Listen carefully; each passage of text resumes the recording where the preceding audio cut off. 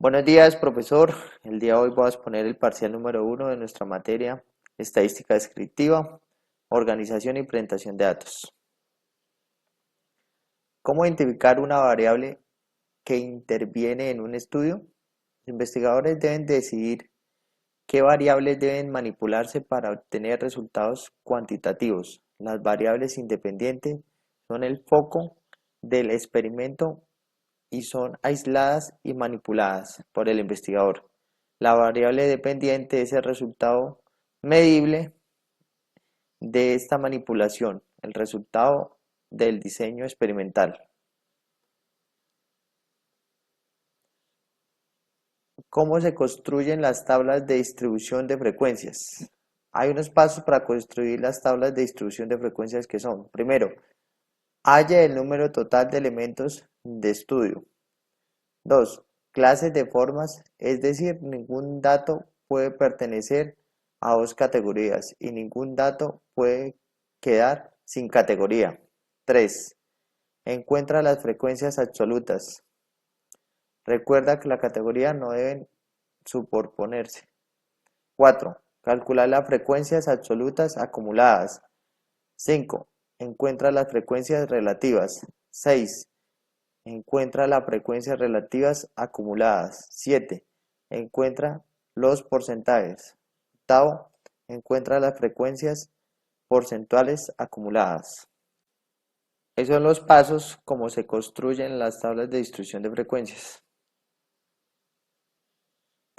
¿Cómo se interpretan las frecuencias mayores que y menores que? ¿Y qué gráficos se utilizan para representarlas?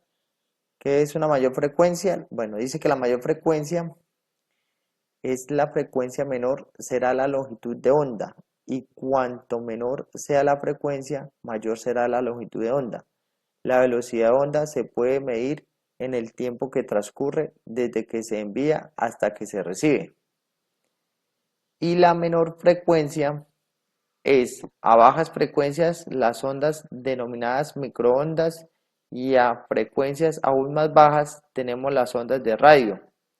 De similar, una onda electromagnética puede tener una frecuencia superior a 8 por 1014 Hz. No es invisible al ojo humano. Tales ondas se denominan radiación ultravioleta. ¿Cómo elaborar gráficos para datos cualitativos? Representación de gráficos para variables cualitativas. Este consiste en visualizar diferentes signos cualitativos en la abscisa y de forma no superpuesta. Levantar un rectángulo encima de cada uno cuya altura sea la frecuencia, absoluta o relativa, de dicho marcador. Si la variable de interés es cualitativa, los gráficos representativos adecuados son gráfica de sectores o diagrama circular y gráfica de barras. ¿Cómo elaborar gráficos para datos cuantitativos? Bueno, para datos cuantitativos tenemos un histograma. Se utiliza para representar variables cuantitativas continuas. Cada intervalo está representado por el eje X. Es la base del rectángulo dibujado sobre él, cuya altura es igual o proporcional a su frecuencia absoluta. Como los espacios son consecutivos, los rectángulos se fusionan. Si la variable de interés es cuantitativa, los gráficos representativos adecuados son histogramas de frecuencias absolutas y acumuladas, polígonos de frecuencias, ojivas o diagramas de dispersión. ¿Cómo interpretar los valores representados en el arreglo tabular utilizando los datos en forma original? Las tablas de datos son una secuencia de operaciones en estadística que permiten agruparlas y representarlas en forma de gráficos o tablas. Por lo tanto, es el proceso mediante el cual agrupamos datos y los mostramos mediante gráficos o tablas para una mejor comprensión. Una tabla es un paso importante en el análisis descriptivo, antes que otros como las conclusiones. Entonces, cuando lo recibimos debemos prepararnos para su uso posterior y lo hacemos agrupándolos mediante matrices.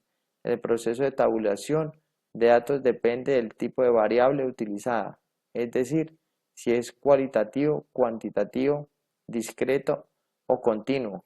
En el ejemplo, vemos una explicación práctica.